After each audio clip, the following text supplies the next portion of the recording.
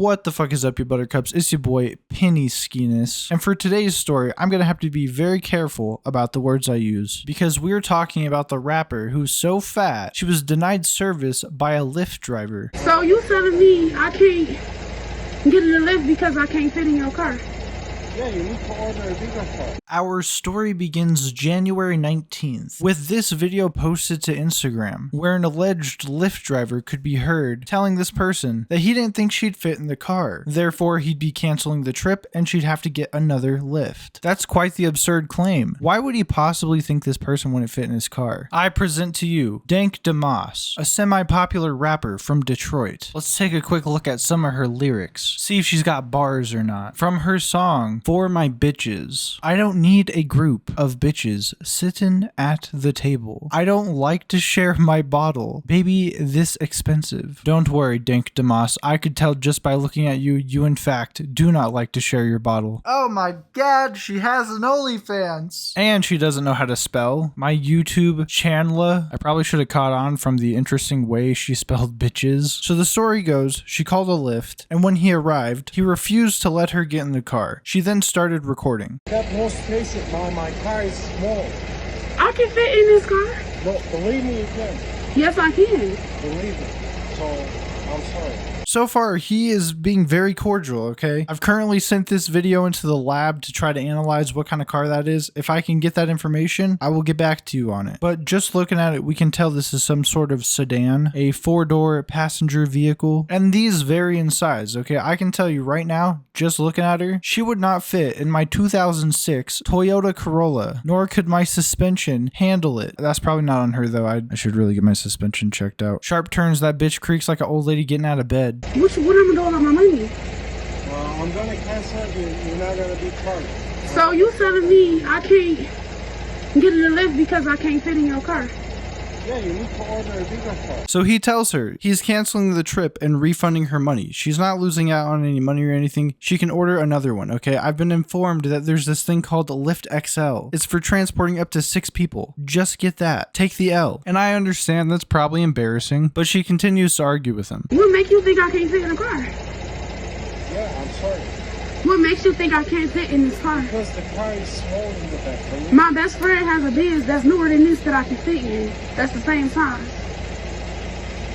Yeah, I'm sorry, I can't. So you really telling me I'm too big to get in your car, so I gotta order another Lyft?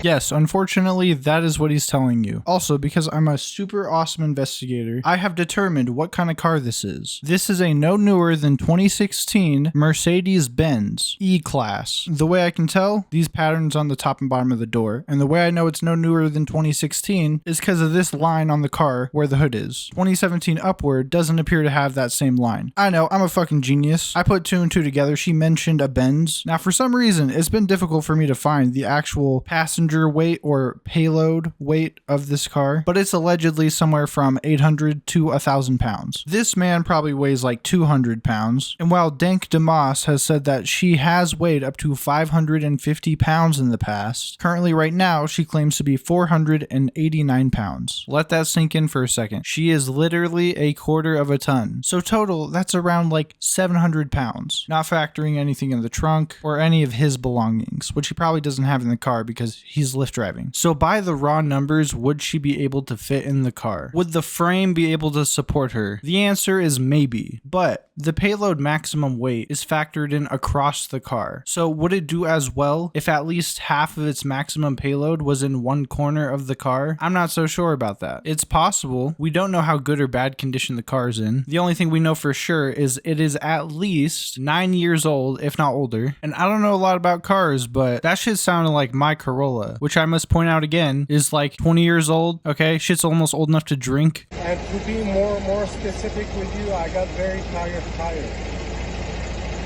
What I got to do with your tires?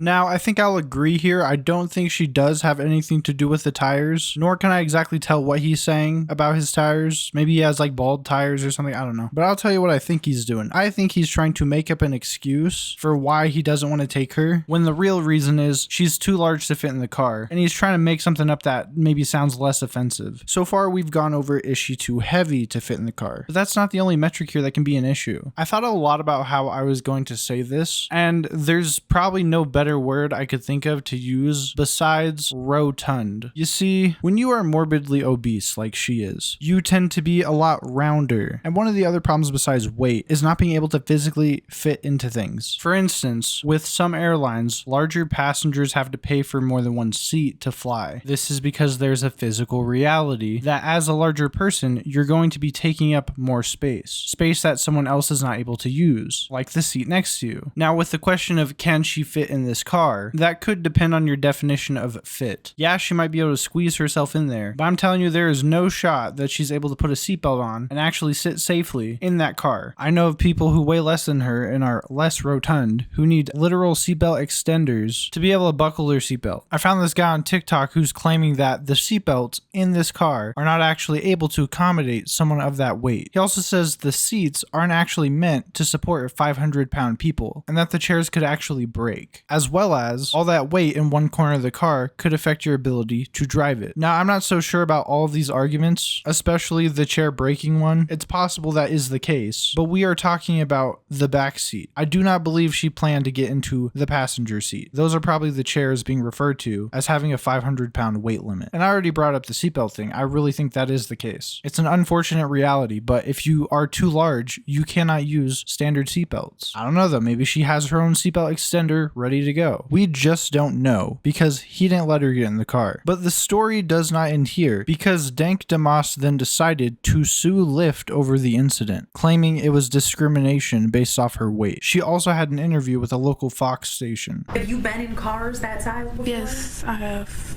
I've been in cars smarter than that, you know. Deja Blanding tells us she was just trying to get to a Detroit Lions watch party this month when her Lyft rolled up. As I'm walking, I see him like making faces or whatever. I'm like, oh man. She already knew. See, we went over the math, okay? It's possible she could have fit in this car, but it's also possible she could have fit in this car enough to get in the car for it to drive, but for it to be bad for the car. We can't know because it didn't happen, but if it did happen, we probably would have never heard about this story if it did in fact damage the vehicle. The kicker part was when he started to talk about his tires. You know, I feel like that was a slap in the face. That was like my tires, you know, like. The driver said his tires could not handle her weight. Every big person you turn down because they can't fit in your car? Yeah, because they need to order the Uber XL instead. No, I don't never have to order Uber XL. He apologized, canceled the ride, and left her there. The rapper says she's pretty tough. Okay, she says she's pretty tough, and then this is the next clip of her they play. I just want them to know, like,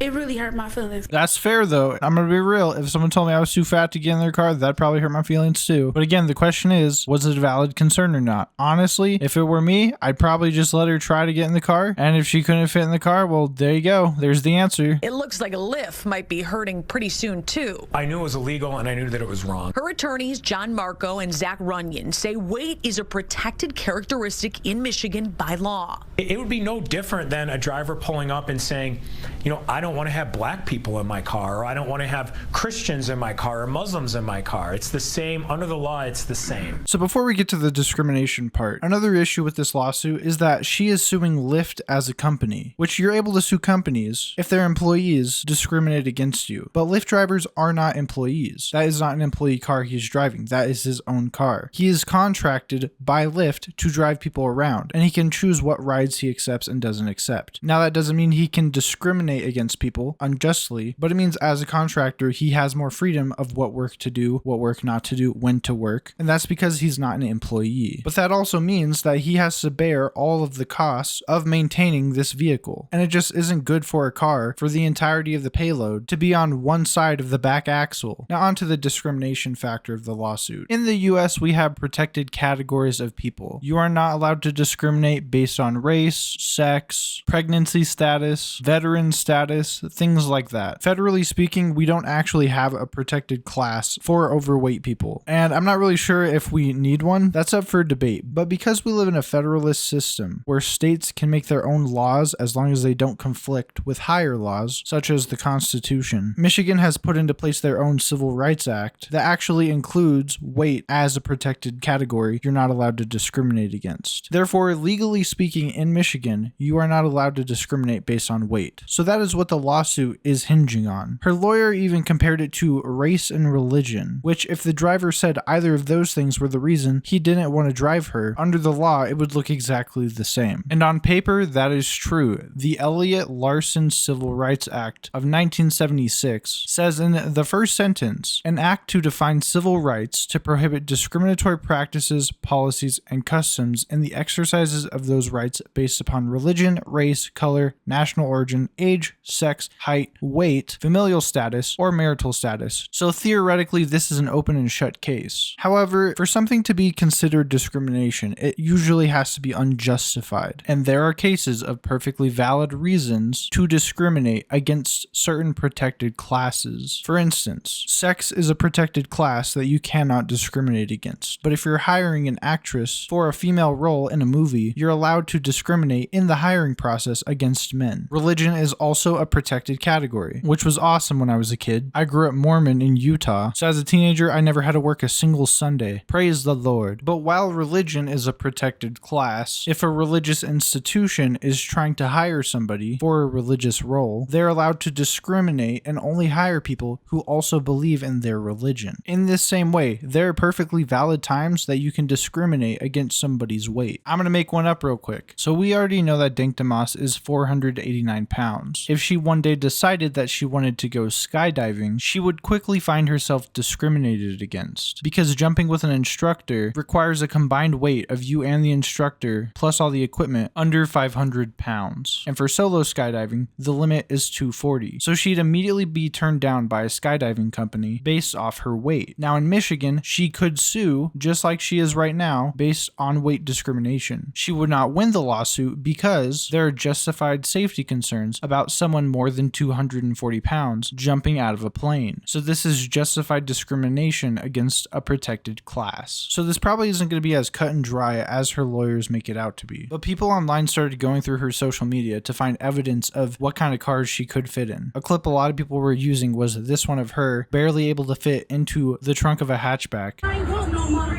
Fuck them cute bitches, for bitches my mind different. Please don't get it twisted, my pussy was fine different. If you thought I liked it, the pussy a crime different. Y'all fucking on these niggas, I big heads, they different. And another photo posted by her in some sort of Jeep, not able to sit in the driver's seat because her stomach begins to engulf the wheel. Now we can speculate all we want, but I honestly think the only way we're going to get to the bottom of this is if we see footage of her in that exact make and model vehicle. And again, I'm going to put the bar a little higher. I think she needs to be able to strap in and put a seatbelt on. If she cannot sit in the car with a seatbelt on, this is justified discrimination. If not, it's unjustified. There have also been claims that the Lyft driver was fired, but I haven't been able to find any actual evidence of this. A spokesperson for Lyft also said they couldn't comment specifically on the incident, stating, Lyft unequivocally condemns all forms of discrimination. We believe in a community where everyone is treated with equal respect and mutual kindness. Our community guidelines and terms of service explicitly prohibit harassment or discrimination. Very simple cookie cutter PR response here, but that's basically all they can do since Dink DeMoss is going after them in a lawsuit. You're not actually supposed to talk about litigation. So what's probably going to happen is this case is going to go quiet until one day the lawsuit's finished and I'll be able to give you guys an update on it. But until then, I honestly think the driver probably could have done better to cover his ass. Like, just tell her you gotta take a shit, bro, and that you're gonna cancel the trip. But I firmly believe this is an overreaction from Dink DeMoss. It's pretty obvious she's just trying to secure a bag here, but in this economy, it'd be a shame if that driver did get fired for this. Anyways, that's all I got for you today. Tell me what you guys think in the comments, okay? This one is less cut and dry, a lot of different opinions. And if you think differently than me, I want to hear your thoughts. If you like the video, leave a like, subscribe for more, and I'll see you on the next one.